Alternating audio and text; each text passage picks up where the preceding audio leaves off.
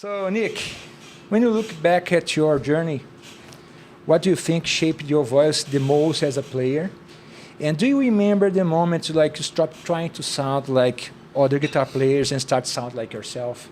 Yeah, that's a great question. Okay. So that's a long question, a long answer, I guess. Okay, that's cool. You know, I guess like any young guitar player who's passionate and is really interested in doing something with all that energy they have, you know, like, wow, music and excitement. It's kind of easy to fall into a trap sometimes of trying to copy your heroes or what are they doing? I want to do that, especially now with social media, you know, all that stuff. I grew up, you know, in a small town, very small town of maybe just a couple hundred people. Right behind our house was a farm, and it was all dirt roads and stuff, so I didn't really have anybody around. And I started playing guitar because I had a neighbor. I was 13 at the time. He moved in, and he was 14. And I'm not sure what it's like in Brazil, but in Canada, you're in public school or 8th grade, and then when you're 14, you go what's called high school. Yeah. Okay, so that's a massive difference. You know, maybe he had. He's a little bit different. Yeah, He's the same school. No. He had he was going through puberty. You know, maybe he had a deeper voice, or he had some acne and spiky hair. I was like, whoa. And one day I heard him playing guitar through his basement window, and I was just standing on my front porch, like. And I remember listening to him, and I was kind of like, you know, in an old cartoon where they have a pie on the windowsill and floating towards the, you know. I heard, and I went over, and eventually I worked up the courage to knock on the door. That's an analog text. And it was, you know, he came to the door, and he was, can I come down to your basement with you? Which is a weird thing to ask somebody.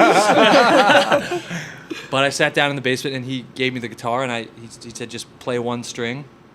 I played one string, and then I moved my finger, and the pitch went up, and it blew my mind. I didn't know that anybody could play guitar. I didn't know. I grew up listening to my dad's music, you know, Led Zeppelin and Black Sabbath, Pink Floyd, all these 70s and 60s progressive rock bands. And I thought you had to be one of those guys to play music, which makes no sense. Okay. But I thought you had to be professional to even buy a guitar. So I got a guitar for my birthday. I begged and pleaded for it.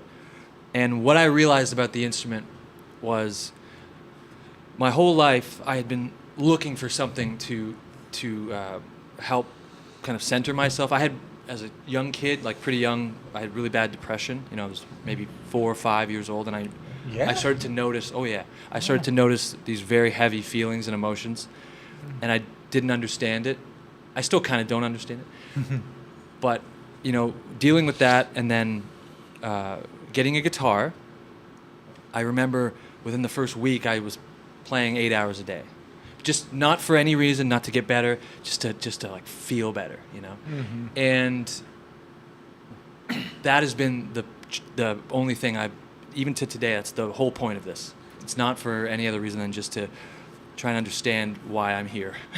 So alone, you didn't have like a teacher to support you? No, I didn't have a teacher. No. So what did you do like for learning?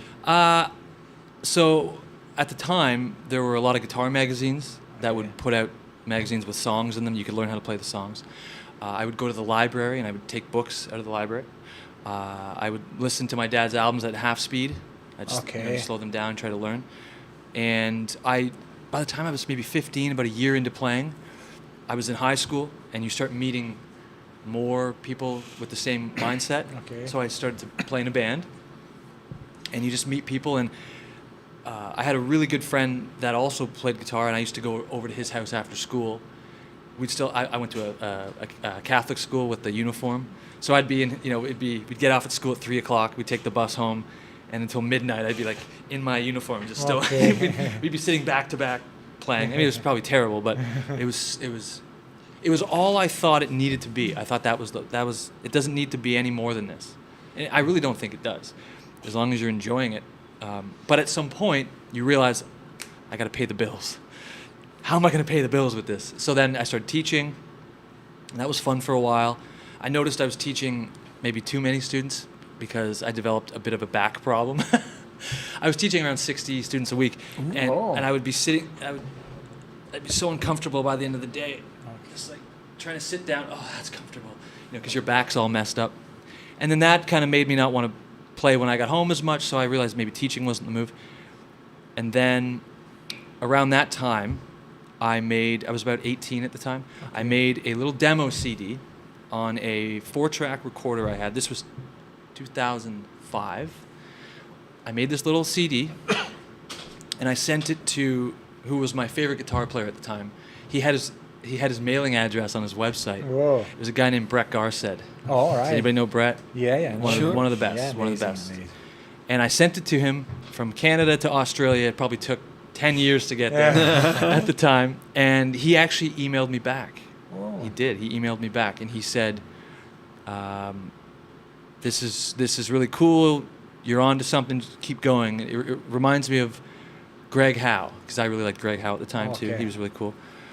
So just hearing back from somebody that I really looked up to was very exciting, and I'd never had that before, because my parents don't play music, my brothers don't play music, my extended family, no one plays music. They don't even know my music, so I didn't have anybody that was giving me any positive reinforcement, I guess, and I didn't realize I needed that. Sometimes you need that,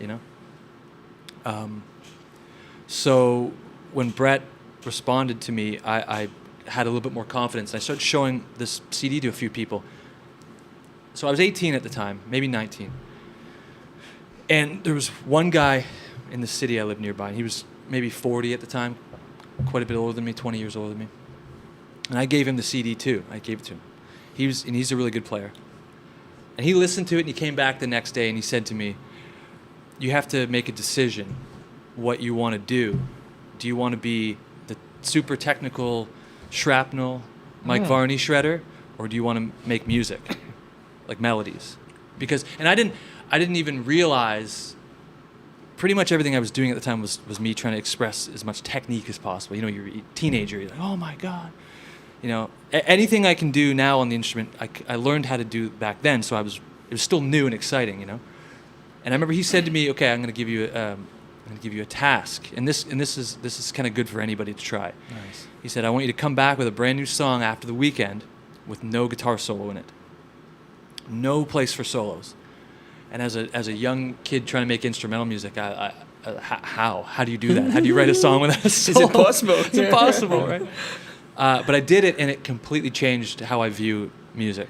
Completely changed. I started to think more about, okay, if I don't have any solos or leads, what the hell is an instrumental song? And it just became all melody, and just all harmony started to come in. And then you start working with the harmony, and you realize none of these chords in this key are expressing what I want. And then you stumble on something, and then all of a sudden, an entire side of your brain opens up. And then at that point, I bought a piano, a little keyboard, and that's kind of when everything changed. But it really started with me just being so confused about who I was, and needing something to almost act as a something to center me, and that's really been this whole journey of me figuring out what I can do with this, how does this make me feel, and where am I going with it? Because it's an endless journey, as you know. And at this point, I've released, I think in total with all the bands I have, somewhere 12, 13 albums or something like that. And I have another one coming out this year, another one next year. Mastodon album's coming out. It's constantly